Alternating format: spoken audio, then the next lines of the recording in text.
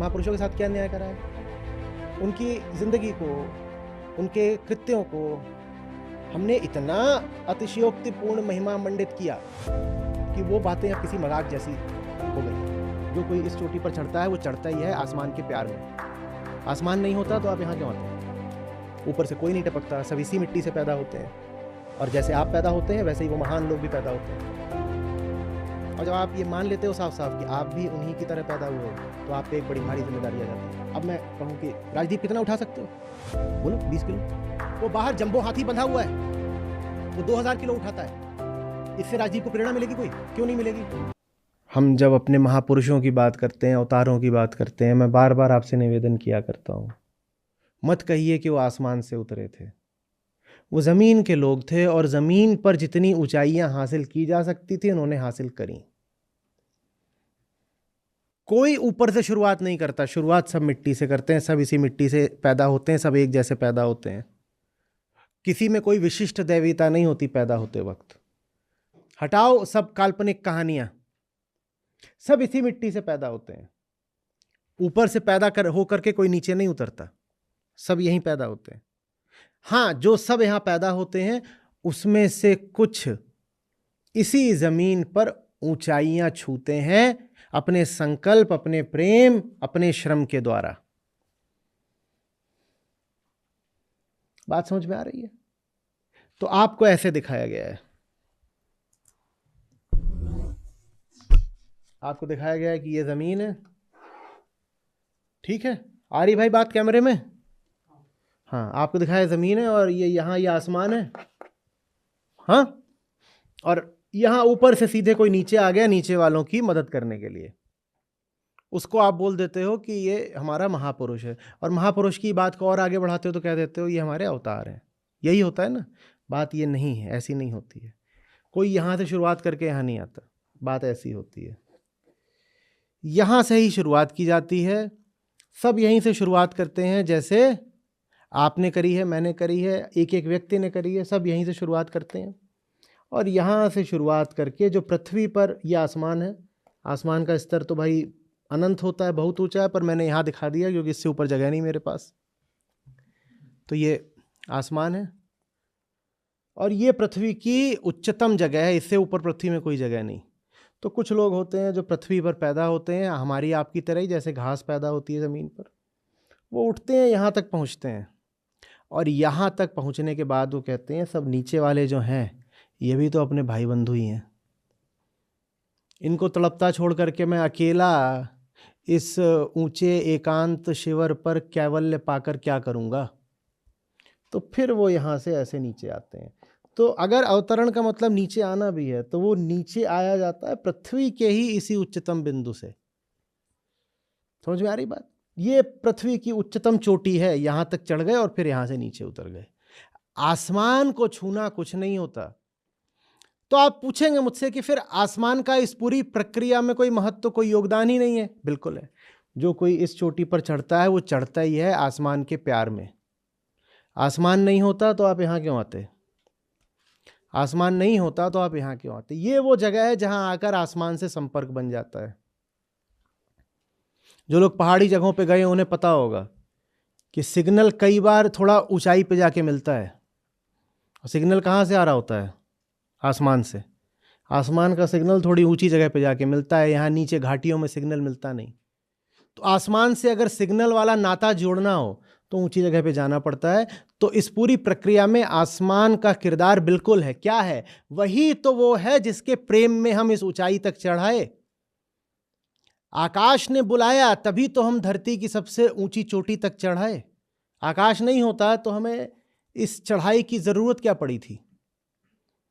आकाश के ही मारे तो पृथ्वी की ऊंचाइयां हमने नापी, और यहाँ ऊपर आकर के आकाश से अपना रिश्ता सुदृढ़ स्थापित करके फिर हम यहाँ से नीचे आ जाते हैं। और नीचे आकर क्या करते हैं?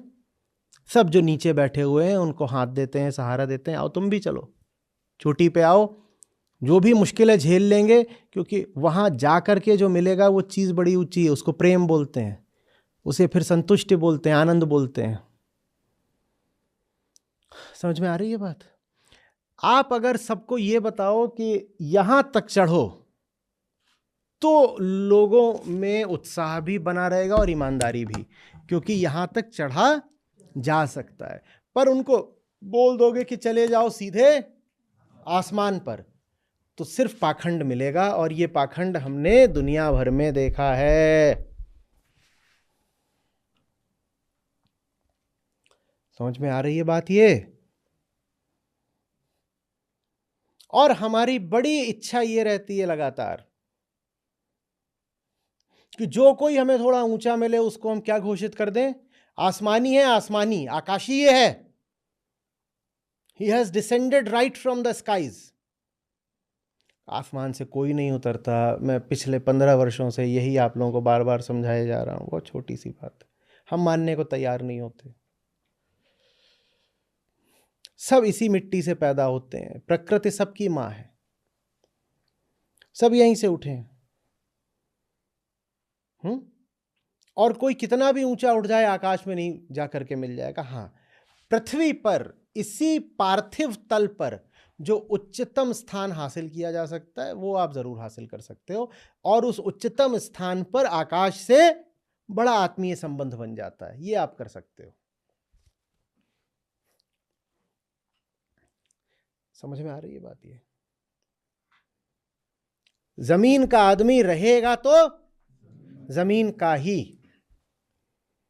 ये उम्मीद करना या ये कल्पना करना कि जमीन का आदमी आकाश का हो गया, झूठ है, और इस झूठ से आगे बड़े फरेब का जन्म होता है। और ये कल्पना तो और भी घातक होती है कि आदमी जमीन का कभी था ही नहीं, वो तो सीधे ऊपर से टपका था नीचे। ये कल्पना तो बहुत घातक होती है। ऊपर से कोई नहीं टपकता, सब इसी मिट्टी से पैदा होते हैं, और जैसे आप पैदा होते हैं वैसे ही वो महान लोग भी पैदा होते हैं। और जब आप ये मान लेते हो साफ साफ कि आप भी उन्हीं की तरह पैदा हुए हो, तो आप पे एक बड़ी भारी जिम्मेदारी आ जाती है। फिर आपको ये भी पूछना पड़ता है अपने आप से कि अगर वो आप ही की तरह पैदा हो करके ऊंचे शिखरों पर चढ़ गए तो आप क्यों नहीं चढ़ पा रहे? हम यही सवाल अपने आप से पूछना नहीं चाहते, क्योंकि ये सवाल बड़ी तकलीफ का होगा, और ये सवाल अपने उत्तर में बड़ा श्रम मांगता है। ये सवाल कहता है जैसे वो चढ़ गए थे वैसे तुम भी चढ़ो। वो भी तुम्हारी तरह ही हाड़ मांस के थे, उनकी रगों में भी तुम्हारी ही तरह खून ही बहता था, वो भी सांस ही लेते थे और पानी पीते थे और भोजन करते थे। और वो जो कुछ जीवन में करके दिखा गए और जैसी ज़िंदगी जी गए वैसी तुम्हारे लिए क्यों नहीं संभव है? ये प्रश्न हमको बहुत बेचैन कर देगा। इसीलिए ये प्रश्न हम कभी उठने नहीं देते। हमने इस प्रश्न का गला घोंट दिया है ये बोल करके कि वो तो ज़मीन के कभी थे ही नहीं, वो तो सीधे उनकी क्या हुई थी? पैराड्रॉपिंग, सीधे ऊपर से उतरे थे नीचे। वो वृक्ष की तरह ज़मीन से नहीं उगे थे, वो ऊपर से पैराशूट से उतरे थे। सब वृक्ष की तरह ही उगते हैं, सब इसी ज़मीन से उगते हैं। लेकिन हमने अपने साथ भी अन्याय करा है और अपने महापुरुषों के साथ भी अन्याय करा है। अपने साथ क्या अन्याय करा है कि हमने अपने आप को अपनी उच्चतम संभावना से वंचित कर दिया है। और महापुरुषों के साथ क्या अन्याय करा है? उनकी जिंदगी को, उनके कृत्यों को हमने इतना अतिशयोक्तिपूर्ण महिमा मंडित किया कि वो बातें अब किसी मजाक जैसी हो गई हैं। किसी बाहर वाले को सुनाओ तो लोग हंसते हैं, कहते हैं अच्छा सचमुच ऐसा हुआ था, अच्छा फिर ऐसा हो गया, और लोग हंसना शुरू कर देते हैं। क्योंकि जो हुआ था हमें वो काफ़ी नहीं लगा, हमने उसमें सिर्फ मिर्च मसाला ही नहीं लगाया, मैं कह रहा हूं हमने उसको गुब्बारे की तरह फुलाया। और जो चीज़ ऐसे गुब्बारे की तरह फूल गई है वो किसी को प्रेरणा क्या देगी? वो चीज़ तो मजाक हो गई। और धर्म के नाम पर यही मजाक चलता रहा है। बात समझ में आ रही है?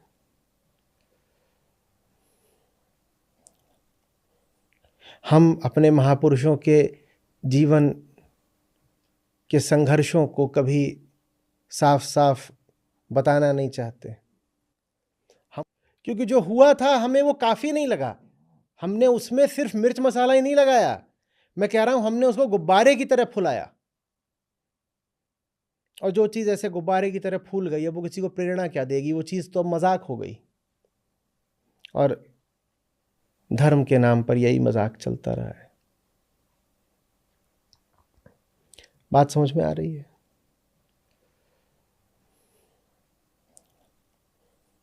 हम अपने महापुरुषों के जीवन के संघर्षों को कभी साफ साफ बताना नहीं चाहते।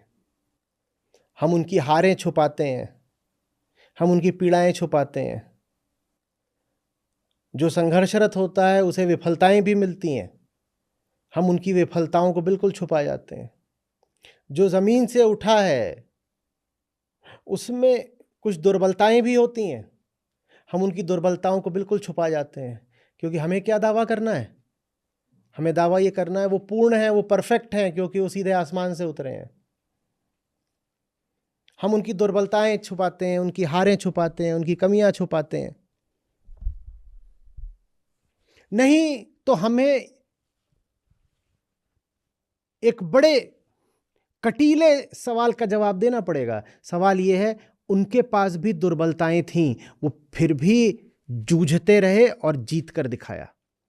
और दुर्बलताएं तुम्हारे पास भी हैं, तो तुम अपनी दुर्बलताओं का दिन रात रोना क्यों रोते हो?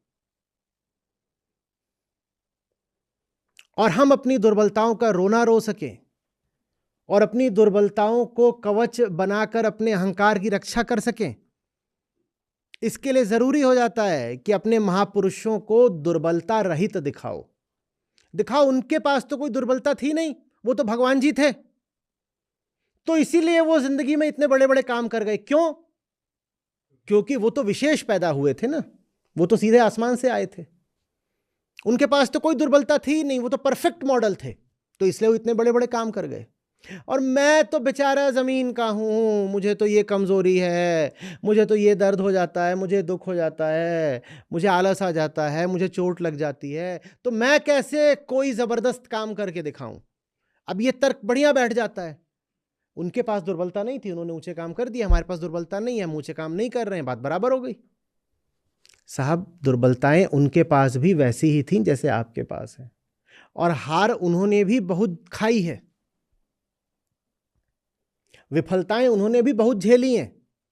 अंतर बस ये है कि उनके पास मात्र विफलता ही नहीं थी, उनके पास विरह भी था, प्रेम भी था। उनका प्रेम उनकी सब विफलताओं पे भारी पड़ता गया। वो बोले, हार सकते हैं, हार मान नहीं सकते, पीछे हट सकते हैं पर पीछे रुक नहीं सकते।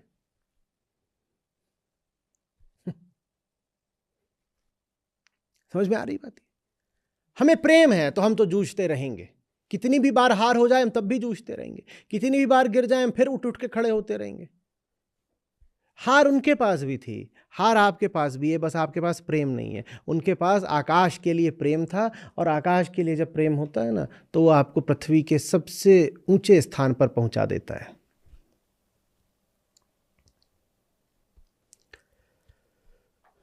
कुछ आ रही है बात समझ में?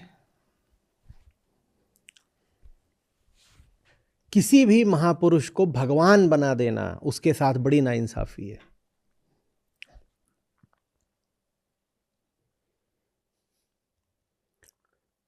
क्योंकि जब आप उसे भगवान बनाओगे तो आपको उसके जीवन को और उसके चरित्र को लेकर झूठ बोलना पड़ेगा। आपको बहुत सारी बातें काल्पनिक उसके जीवन वृत्त में जोड़नी पड़ेंगी, और बहुत कुछ जो उसके जीवन में था वो आपको छिपाना पड़ेगा, क्योंकि आपने अब उसको क्या बना दिया? अपना भगवान। और भगवान कोई गलती तो कर नहीं सकता, और भगवान में कोई कमी कमजोरी तो हो नहीं सकती। तो जो कुछ भी वहां गलत था या कमी की बात थी या कमजोरी थी, उसको छुपाओ, झूठ हो गया ना। और जो कुछ उसके जीवन में नहीं भी था वो उसमें जोड़ जोड़ के झूठ मूठी बढ़ा चढ़ा के दिखाओ, फिर से झूठ हो गया ना, दोगुना झूठ हो गया। इंसान को इंसान रहने दो, सब इंसान है, आप भी इंसान हो, वो भी इंसान है, और चूंकि वो इंसान है इसलिए आप उनसे प्रेरणा ले सकते हो। और आप उनसे प्रेरणा तभी तक ले सकते हो जब तक वो इंसान है। एक बात बताओ, मैं आपसे अब ये यहाँ राजदीप बैठा है, राजदीप कहो कितना किलो वजन उठा लेते हो? 20 किलो। 20 किलो बहुत कम है वैसे। बढ़ाओ। तो अब राजदीप ने कहा 20 किलो। मैं कहूँ राजदीप मैं तुमसे दूनी उम्र का हो रहा हूँ और मैं 50 किलो उठाता हूँ, तो इस बात से राजदीप को प्रेरणा मिलेगी, क्योंकि हम दोनों ही क्या हैं, इंसान हैं। तो राजदीप कहेगा बात ठीक है, अगर एक इंसान 50 उठा रहा है तो दूसरा इंसान भी 50 उठा सकता है। अब मैं कहूँ कि राजदीप कितना उठा सकते हो, बोलो 20 किलो। वो बाहर जंबो हाथी बंधा हुआ है, वो 2000 किलो उठाता है, इससे राजदीप को प्रेरणा मिलेगी कोई? क्यों नहीं मिलेगी? क्योंकि ये इंसान है और वो क्या है। तो इंसान को प्रेरणा इंसान से ही मिल सकती है। तो महापुरुषों को इंसान रहने दो। जैसे तुम उनको भगवान बना देते हो, राजदीप के लिए हाथी हो जाते हैं। राजदीप कहता है वो तो हाथी हो, कितना भी उठाए उससे मेरी क्या तुलना। वैसे ही हम कहना शुरू कर देते हैं अरे वो तो भगवान है, वो कुछ भी कर सकते हैं, उनसे मेरी क्या तुलना। वो तो भगवान है, कुछ भी कर सकते हैं, मेरी क्या। मैं कहूं राजदीप वो जंबो हाथी उठाता है 2000 किलो, राजदीप कहेगा तो आप क्या पागलों वाली तुलना क्यों कर रहे हो, हाथी हो कितना भी उठाए, मैं उसके साथ बराबरी क्यों करूं। वैसे ही हमारा हो जाता है कि अरे वो अच्छे अच्छे ऊंचे कर्म तो किन्होंने करे थे, वो तो भगवान थे, तो भगवान तो कुछ भी कर सकता है, मैं क्यों वो सारे कर्मों का प्रयास करूं। और ऐसा करके हमने अपने अहंकार और कमजोरी और पाखंड को बिल्कुल कवच पहना दिया है।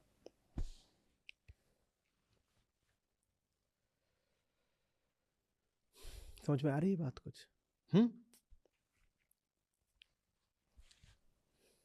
हाथी 2000 किलो उठा दे,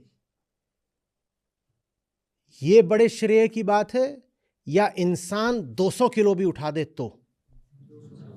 अब बात समझ में आई? किसी को भगवान बोल दो और फिर वो 2000 वाला काम भी करके दिखा रहा हो, तो उसमें बड़ा क्या रह गया। फिर उससे हमें कोई इंस्पिरेशन नहीं मिलता, क्योंकि वो तो है ही क्या, वो तो कुछ भी करके दिखा सकते हैं, इसमें बड़ी बात क्या हो गई। लेकिन अगर इंसान 2000 का 1/10 भी करके दिखा रहा है, 200 किलो भी, तो उसको देख करके फिर हमें अपनी खोई शक्ति, सोई शक्ति याद आती है। हम कहते हैं वो इंसान अगर कर सकता है तो हम भी कर सकते हैं, हम भी कर सकते हैं। किसी भी काम को अगर मान लोगे कि वो तो काम गॉडली था, तो फिर उससे कुछ सीख नहीं पाओगे। हर काम ह्यूमन ही होता है। अध्यात्म गॉड वगैरह से कोई रिश्ता नहीं रखता। अध्यात्म इसलिए है ताकि आप मानव, मनुष्य, ह्यूमन बीइंग्स अपनी दुर्बलताओं से, अपनी सीमाओं से आज़ाद हो सकें और अपनी उच्चतम संभावना को पा सकें। अध्यात्म का किसी पारलौकिक पराभौतिक तल से कोई वास्ता नहीं है। अध्यात्म का वास्ता इंसान और इंसान के दुख दर्द और इंसान की सीमाओं और भ्रमों से है।